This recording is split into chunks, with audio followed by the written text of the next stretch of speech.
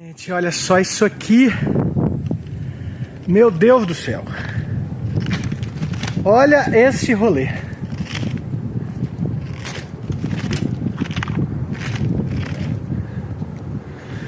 É aqui que eu fico, ó. Onde ficou o pontilhão. Tem helicóptero ali. Tem todo o contexto aqui. Muito triste. Essa história começa antes. Em 5 de novembro de 2015, em Mariana, algo se rompeu. A história chega como tragédia e volta como farsa. E por aqui, a farsa virou método, protocolo de lucro, papelada de emergência, assinatura sem culpa. 2 dias depois de Córrego do Feijão, eu estava aqui. De lá pra cá, segui por muitas estradas de terra. Poeira na boca, poeira na bota, celular, câmera, luz, microfone e por aí vai. Caminhei para escutar o que a lama tentou calar. Quintais sem riso, cozinhas suspensas, retratos que só existem porque alguém lembra. Sozinho, mas puxado por vozes que pediam. Não deixa virar costume. Entre uma margem e outra, fui a Itabira. Gente que dorme sob a sombra das barragens, medindo o tempo pelo alarme que torce para não tocar. Crianças treinando rota de fuga como se fosse brincadeira. Olhos que aprenderam a decifrar o barulho da sirene e o silêncio do rio. É a mesma geografia do risco.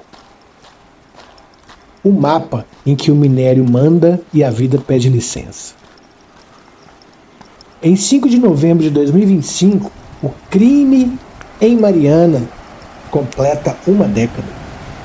Ele cruza Ouro Preto, Brumadinho, Itabira e recolhe histórias que transbordam esses territórios.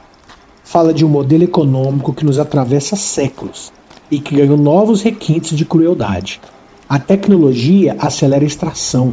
O dinheiro transforma risco em negócio. O plano de emergência administra o dano em vez de evitá-lo. Era para ser uma série, desistir. É difícil, falta tempo, recurso. Entrevistas marcadas, canceladas. Não julgo. Estamos cansados. Ainda assim, essa memória não vai passar batida. Não vou falar do pontilhão, vou atravessá-lo. E ao atravessar, deixo 3 perguntas no chão. O que é uma casa quando a cava desaparece? O que é memória quando o arquivo vira lama? Que justiça é essa que passa limpo sem limpar nada? Este é o meu ofício teimoso. Filmar para não esquecer, caminhar para não naturalizar, narrar para que a vida volte a desbordar. Chamei de ouro de tolo essa insistência. Se é tolice acreditar que a nossa teimosia seja o único ouro que nos interessa, o da dignidade.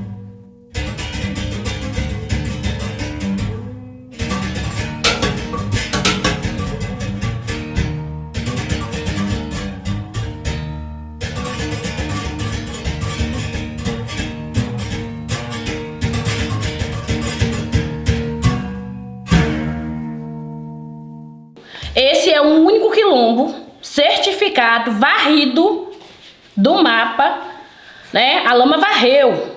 Aqui nós estamos na parte alta, a parte baixa ali está toda destruída, onde as pessoas moravam, as famílias, né? Os que morreram, os que estão morando em outra cidade. E o governo e as instituições de justiça nos excluíram do direito.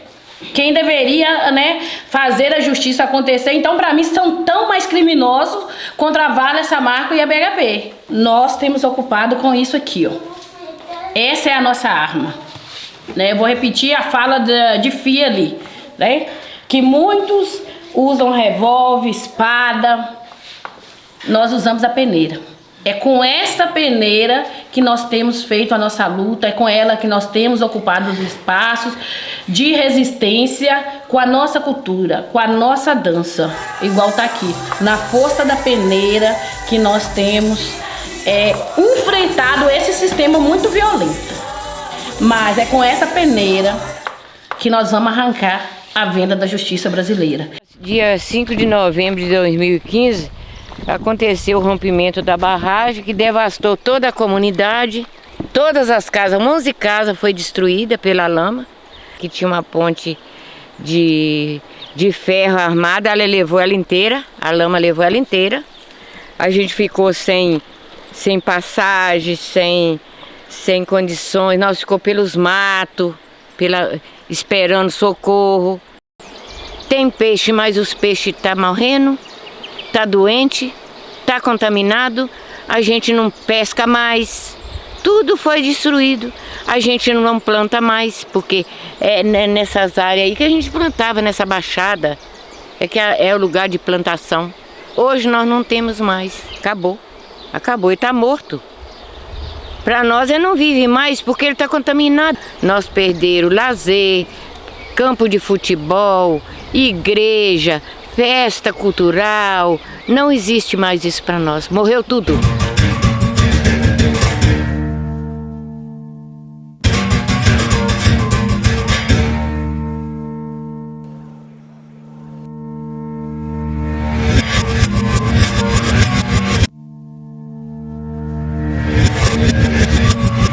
Vou fazer 62 anos, sou moradora de Amarantina e trabalho na horta minha vida inteira e agora está vindo esse negócio dessa servidão aí que a gente não sabe nem o que é. Lutei a minha vida inteira para poder conseguir arrumar minha casinha e hoje vem esse povo aí, ó, já não basta a bagunça que eles fazem aí, é poeira, é zoeira, é tudo enquanto é trem.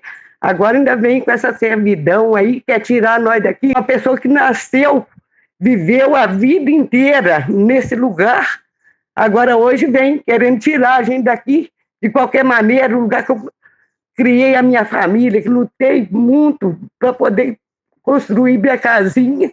Agora eu tenho que deixar tudo para eles aí, sumir daqui.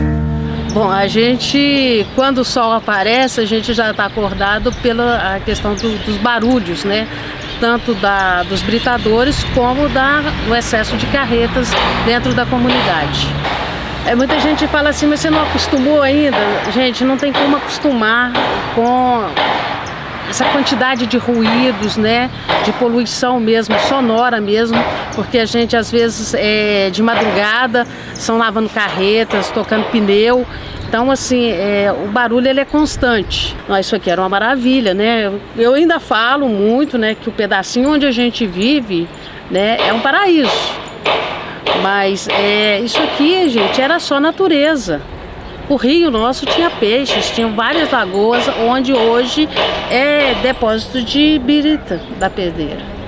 Porque em 2018, a Pedreira Irmãos Machado pediu uma servidão numa determinada área, que não chegava na comunidade como ela fez em 2020. Né? Essa servidão mineral vem para tirar, entre aspas, 52 famílias, porque a empresa coloca uma coisa no papel, os agentes da Agência Nacional de Mineração aprovam uma coisa que está no papel, sendo que depois de aprovado eles fizeram um monte de modificações nesse documento. Inclusive um detalhe super importante que está nas primeiras páginas do pedido de servidão pela empresa é que o próprio dono da empresa diz que a casa da minha sogra era abandonada, sendo que era floricultura na época, né? E que as pessoas, donos das localidades, não tinham documentos, que foram construídas irregularmente. É uma mentira da empresa. Aqui a minha casa é aqui, né? Onde ele colocou a nossa casa, num paiolzinho que tem lá atrás da casa das sogra.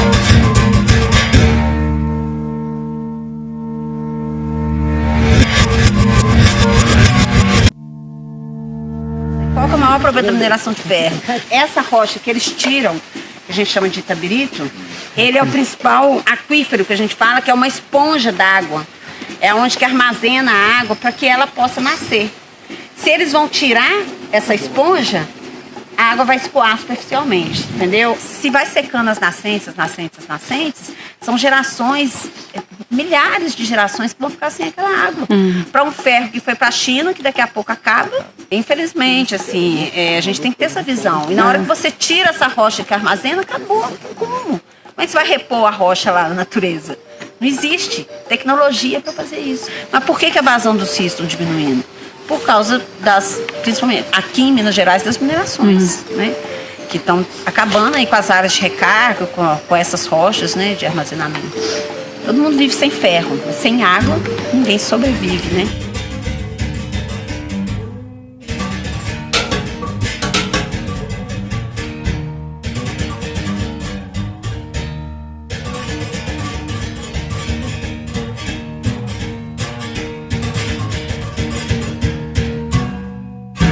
Que é defender esse território aqui, que essas montanhas são muito significativas para a gente. É a nossa vida, é a vida daqui é o ar que a gente respira, é o nosso lugar, né? Um lugar de pertencimento mesmo. Então foi um grande movimento social em defesa do Botafogo, principalmente pela preservação da capela, que era a primeira referência, né? E nesse decorrer de tempo a gente foi descobrindo a riqueza da bacia, né? Da caixa d'água que é o Botafogo. O Botafogo, ele não só alimenta Ouro Preto, seus distritos, mas alimenta a capital. Parte da água do Botafogo abastece a capital do estado de Minas Gerais. E isso pra gente, vendo por esse lado, a gente entende o quanto se perde com a questão da mineração no território. Num período de 20 dias, que a gente fez 2 visitas, a gente viu eles soterrarem 2 nascentes. O quanto essa água vai fazer falta no futuro, né? Então, a luta do Botafogo, ela não é só da comunidade que pertence, que mora, que vive no Botafogo. Essa é uma luta de toda a sociedade de Ouro Preto, e eu acho que de Minas Gerais. Acho que Minas Gerais devia voltar o olhar para o que está acontecendo dentro do Botafogo. Tudo isso, toda a nossa história, principalmente a arqueologia, tudo está se perdendo e vai se perder se a gente realmente não levantar a bandeira, né? E a gente não fala só de água, que água é o primordial, mas a gente fala de uma história, de um passado, de uma vivência, de um futuro que a gente ainda quer que exista, porque a partir do momento que a gente está liberando para mineração, tudo se perde. Então hoje a gente vê São Bartolomeu correndo um risco de mineração muito grande. É um lugarejo que vem da tradição do cultivo da agroecologia, de suas hortas, uma mata linda, uma mata maravilhosa, com muito nascente. E a mineração Vale hoje está começando, já começou, né? Está ali naquele território, nos mostrando que o futuro é sombrio. Todos os dias eu estou com você. Há tanto tempo que você nem percebe. Eu te acompanho nos pequenos encontros, nos seus desafios, nos dias mais importantes da sua vida, até nos seus sonhos e nos grandes passos da humanidade. Eu estou lá. Eu sou o minério, sou o ferro, o níquel, o cobre. E eu estou presente no seu dia a dia. E tudo isso tem a ver com a Vale.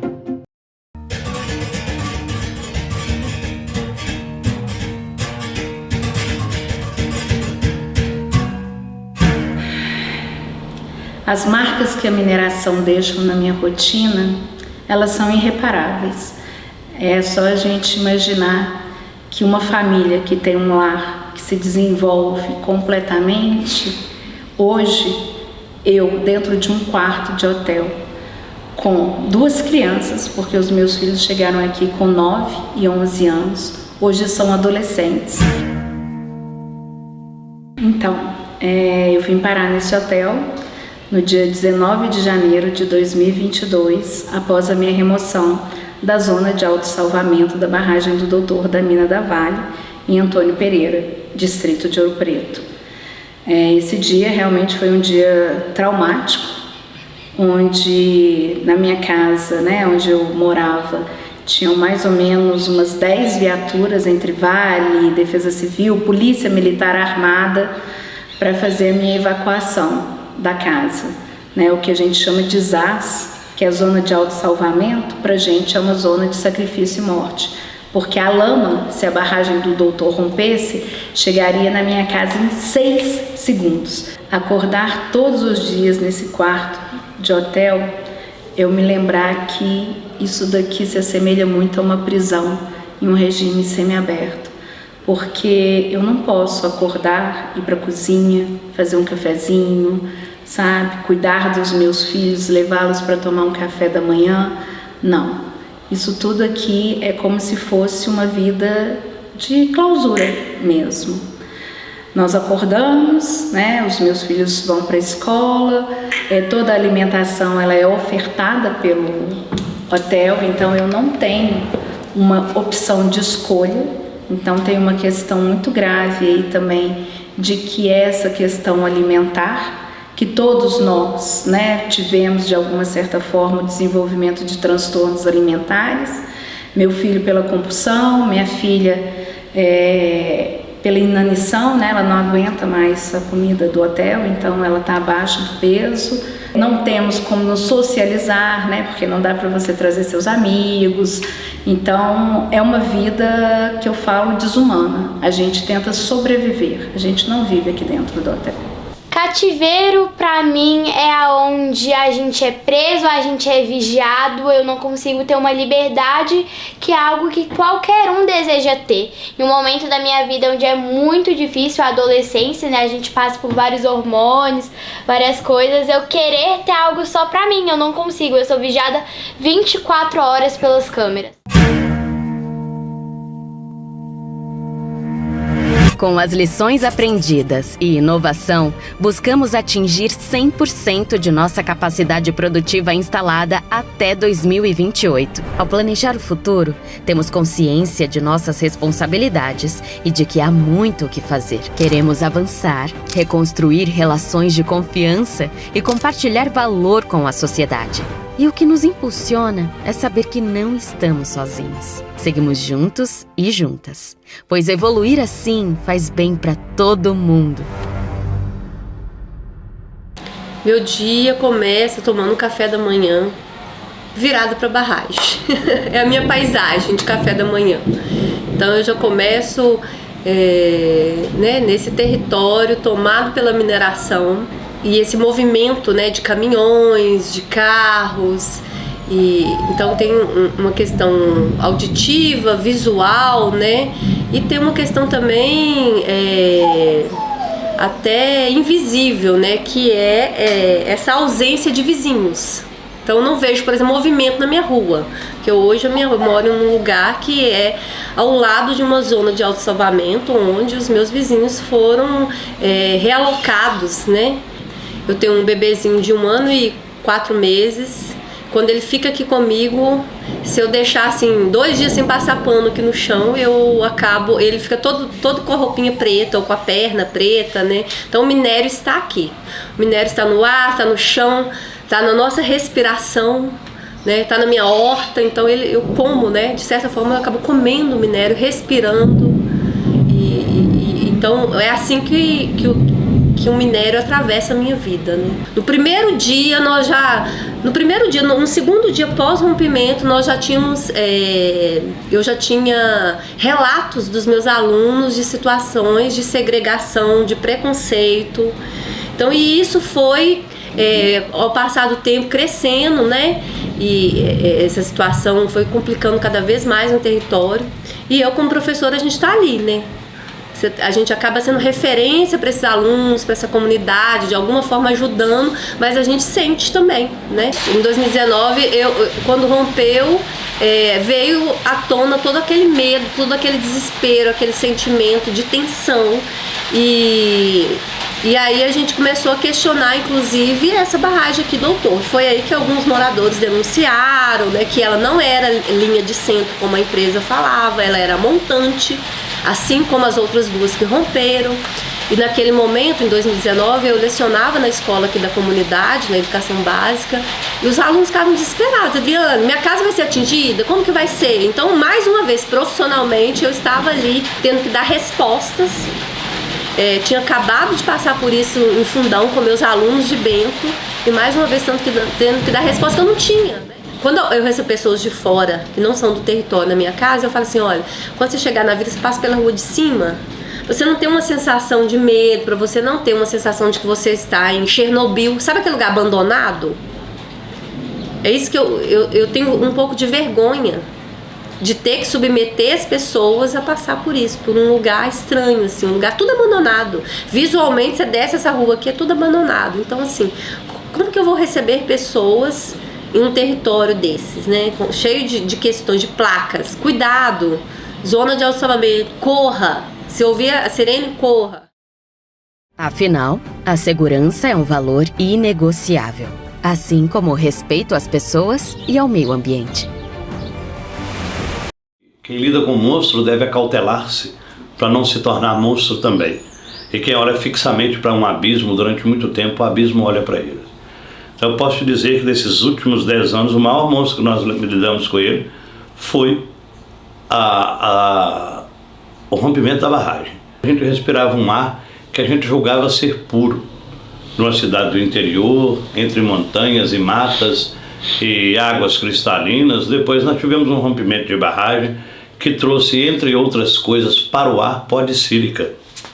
Então a gente respira esse ar receoso do que pode estar entrando dentro da gente e que isso que está entrando pode causar na nossa saúde mental e física. Cachorro mordido de cobra tem medo de salsicha, né? Então nós já tivemos um rompimento de barragem que mudou minha vida assim por completo. Então o Jornal da Sirene começou em Mariana. Um grupo de pessoas de Mariana criaram o Minuto de Sirene e essas pessoas pensaram numa forma de fazer algo em prol dos atingidos. Mas fazer o quê? Que o ideal seria fazer um jornal.